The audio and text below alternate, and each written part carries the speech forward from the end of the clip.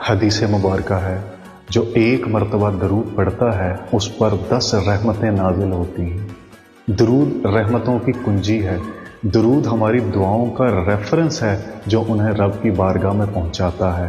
لا الہ الا اللہ ہم نے پڑھ لیا، رب کہتا ہے میرا نام لے کے پہلے اپنی زبان کو پاک کر، اور اب اس کے بعد محمد رسول اللہ صلی اللہ علیہ وسلم میرے محبوب کی بارگاہ میں اب حاضری دے۔ تو آج کا دن دوسرا رمضان المبارک، آج انشاءاللہ اس رحمتوں کے عشرے میں ہم رحمت للعالمین کی بارگاہ میں حاضری دیں گے۔ درود پڑھ کے صلی اللہ علیہ وسلم پڑھ لیں، اللہم صلی علی محمد پڑھ لیں، لیکن یوں پڑھیں کہ آپ جالیوں کے سامنے کھڑے ہیں اور آقا کریم ہماری آواز کو، ہمارے درود کو سن رہے ہیں اور یقیناً اس کو قبول کر رہے ہیں۔